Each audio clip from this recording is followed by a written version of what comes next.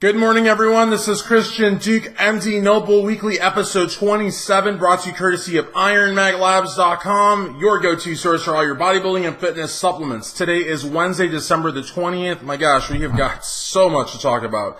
Even though this is the lull time, you know what I mean?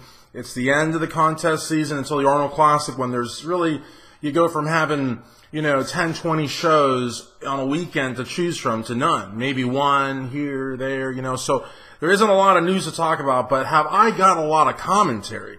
Well, actually, let's get it started right. Let's get it started right here. I got my coffee. Excuse me. That's good coffee. And I also got my oats, which you guys are in the United Kingdom, maybe call it porridge.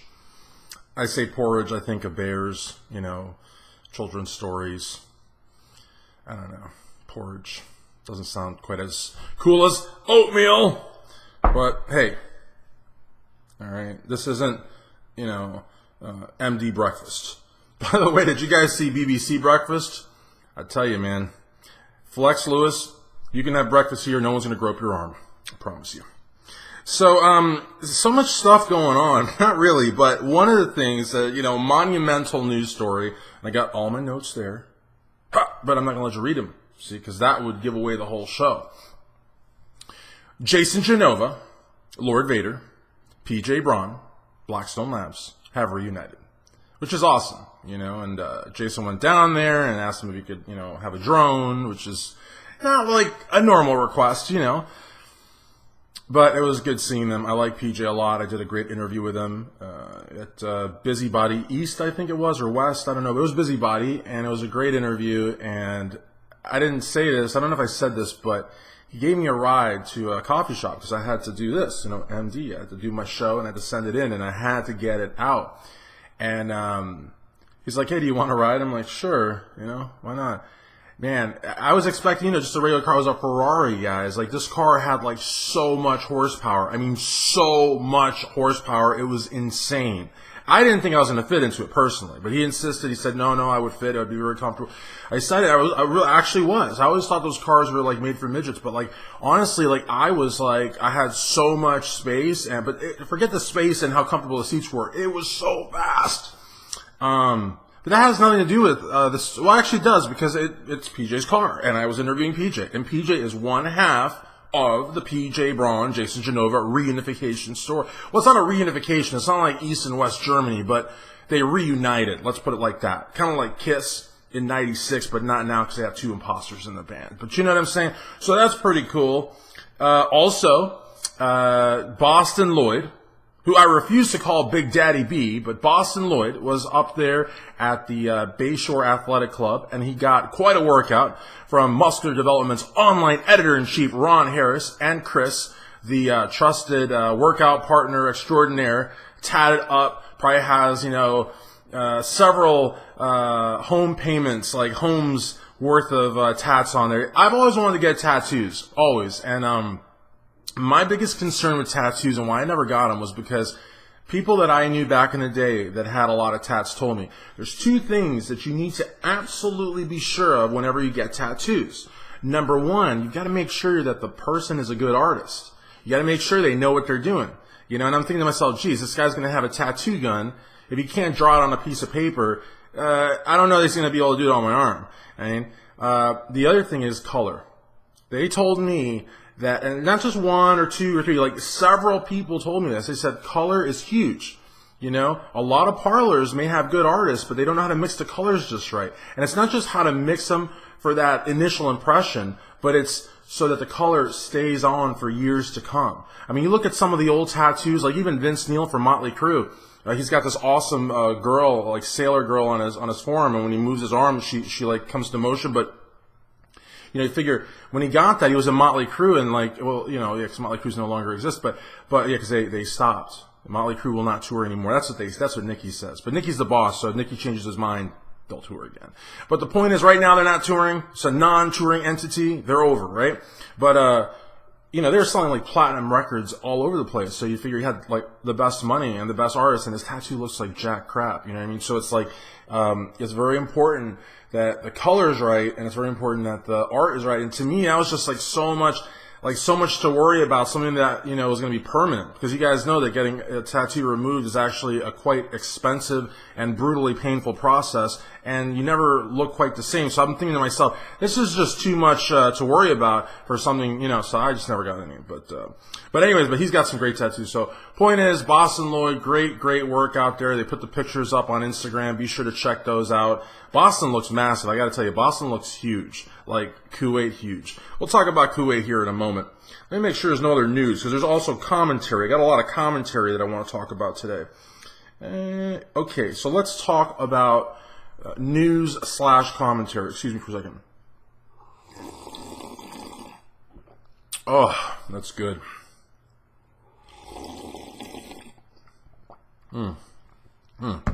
Little story here.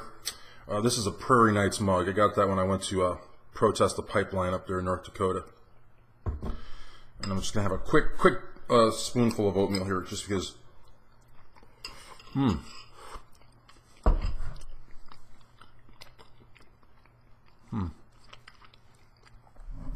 that's good. Oh, yeah, so Regan Grimes going to Kuwait, to me, was not a good thing.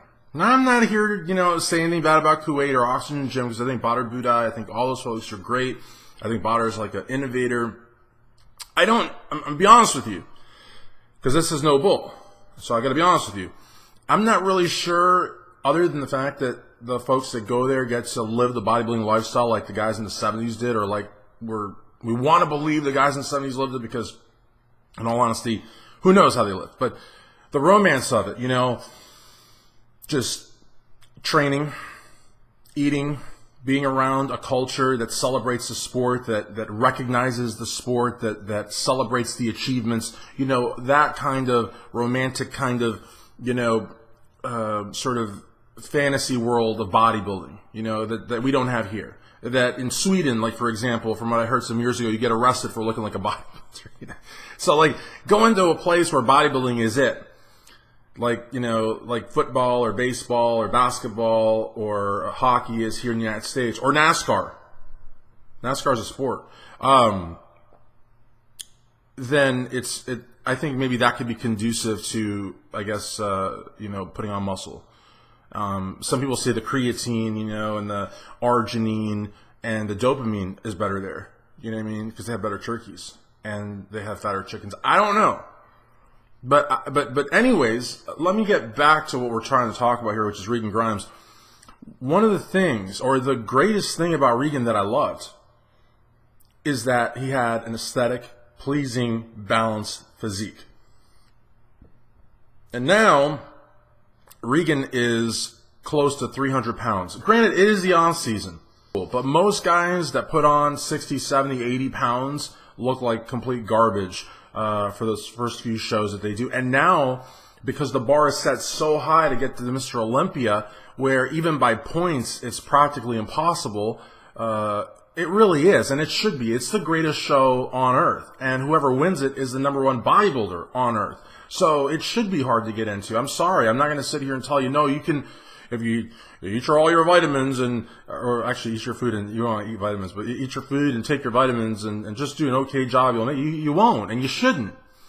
So now really any show that an athlete does, any show that an IFBB Pro League athlete does, has to be a win or has to be a top 3, and so what I'm saying with that is like putting on all this weight, you take a huge gamble when the season starts that you're not going to be able to dial it in like you used to. I don't know. I don't like the fact that he's that big. So what else do we got to talk about here? Oh, the Al Q Gurley interview on Ron Report. That was stellar. I interviewed Al Q in June down in Boynton Beach. And I remember the day like it was yesterday. It was raining torrentially. And we were going to meet outside of Starbucks and do it there, but we couldn't because the rain was coming down so hard. And it was a covered plaza, but still... and I mean covered by awnings. It was really, really bad. And we found this really cool, it was like a sort of a British-Irish authentic tavern type. And they let us go into the back room there, you know, like there was a back dining room that wasn't being used. And we told them we were doing an interview, and they were so gracious. It's super nice. And that interview, I think, was something like 30 or 40 minutes long. But we actually sat there and talked for about 3 hours. It was really, really cool. So... I think Ron did a fantastic interview. And a lot of the things that Al Q and I talked about are not things that could be put onto an interview. I mean, they're,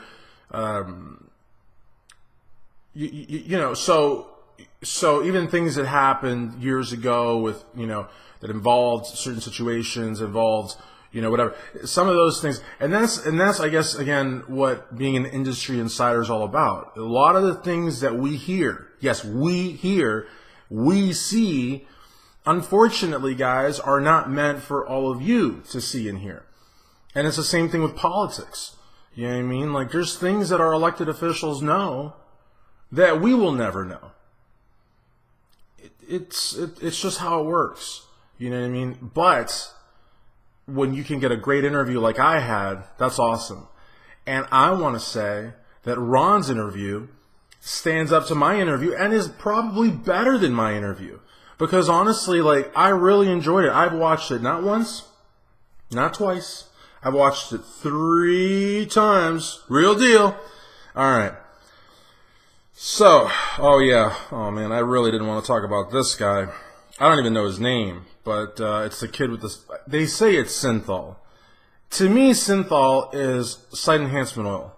It's something that, bodybuilders use. It's something that people that can still have control of their muscles use, that still have aesthetics use, that still, look, within the realm of what's attainable. What these kids are doing, I mean, what this kid in particular did was he put so much of this concoction that his arm literally had to be worked on. He basically it looks like he doesn't have a bicep now. It looks like he's got a stick for an arm.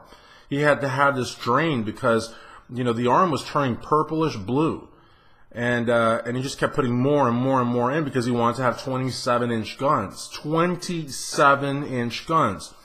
And even the Guinness Book of World Records is no longer, looking at these folks and saying, okay, well, this is an accurate bicep or tricep or full arm measurement. They're looking at them as, freaks. In other words, even if this kid would have hit 27, 28 inches, he would not have been recognized by Guinness Book of World Records or any, reputable, record-holding organization. No federation would let him get on a stage and compete. But again, I don't know what country this kid is from. If I had to guess, I'd say Eastern Europe. But then you look at the guys in Brazil, and there's a guy now that dances, to Spanish music, and he comes on there. He's on my strength. If you go to Strength Addicts on Instagram, who's there? He's like, I think he like dances or something, but he's fully clothed. I'm pretty sure. It's like, it's really bizarre. It's got like 600 views. All right, guys. So I will see you guys next week. MD Noble Weekly. Let's see if you can get the right episode. If today is 27, then next week is 28.